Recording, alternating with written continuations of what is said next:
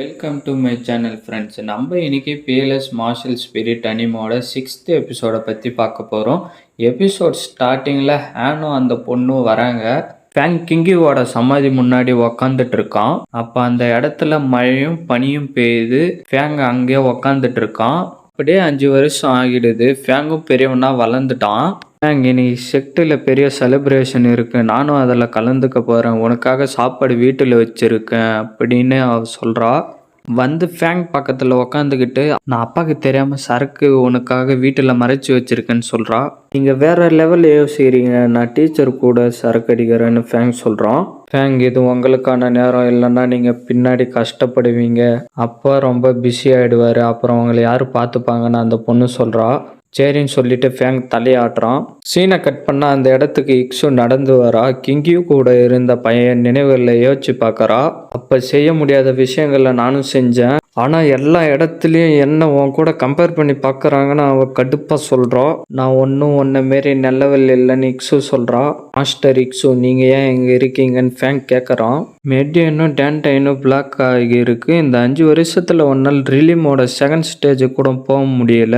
King இப்பயும் உனக்காக எவன் எத்த ஸ்பிரிட் ட்ரெஷரை கண்டுபிடிக்கிறதுக்காக ட்ரை பண்ணிட்டு இருக்கிறானான்னு சொல்லிட்டு கிங்கியோட சம்மதியை பார்க்குறா. உன்னுடைய குப்பை மாஸ்டர் ஒன்னையும் ஒரு குப்பை மாரி தான் வச்சிருக்கான்னு இக்ஸு சொல்கிறா.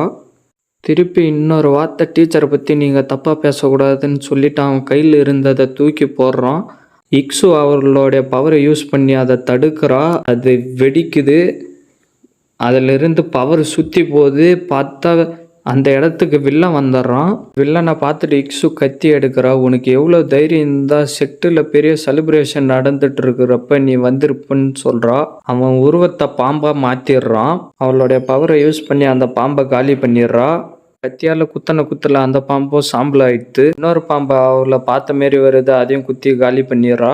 இன்னொரு பாம்பு ஃபேங்கை பார்த்த மாரி போது இக்ஸு அவளுடைய பவரை யூஸ் பண்ணுறா. பாம்பு திரும்பி போயிடுது. நீ எங்கே தப்பிச்சு ஓடுறன்னு சொல்லிட்டு இக்ஸு பின்னாடியே போகிறா. ஃபேங் ஏஞ்சி சமாதியை பார்த்துட்டு டீச்சர்னு கத்துறான்.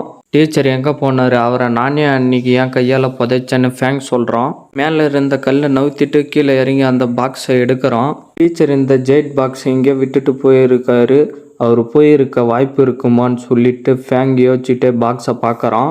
சீனை கட் பண்ணால் ஃபேங் வீட்டில் உட்காந்துக்கிட்டு, இது டீச்சர் எனக்காக விட்டுட்டு போயிருக்காரு, இதை எப்படி திறக்கிறதுன்னு சொல்லிட்டு ஃபேங் யோசிச்சுட்டு இருக்கான்.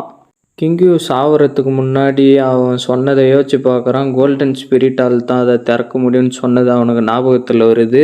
கோல்டன் ஸ்பிரிட் கல்டிவேஷன் மூலியமாக தான் இதை திறக்க முடியும்னு சொல்லிட்டு அந்த பாக்ஸை எடுத்துகிட்டு போய் மடியில் வச்சுட்டு அவன் கல்டிவேஷன் பண்ண ஸ்டார்ட் பண்ணுறான்.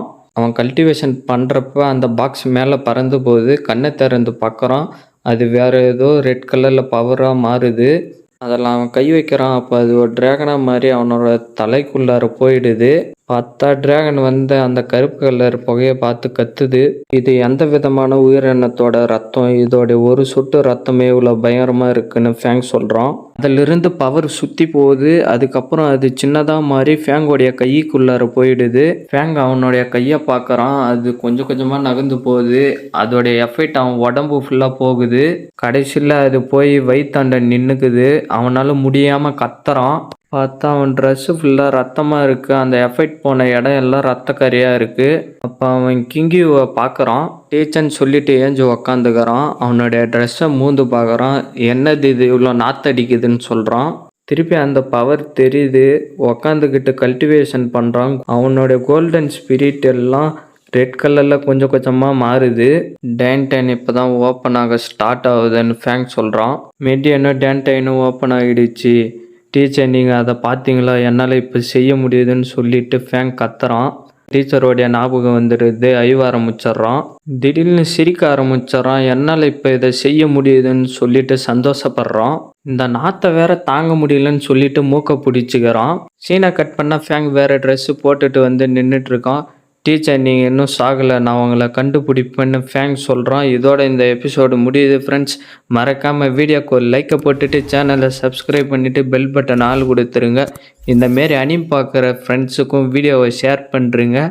வீடியோவில் ஏதாவது மிஸ்டேக்ஸ் இருந்தால் மறக்காமல் கமெண்ட் பண்ணுங்கள். அதை நான் வரக்கூடிய வீடியோக்குள்ளே என்னால் முடிஞ்ச வரைக்கும் மாற்றிக்க ட்ரை பண்ணுறேன்.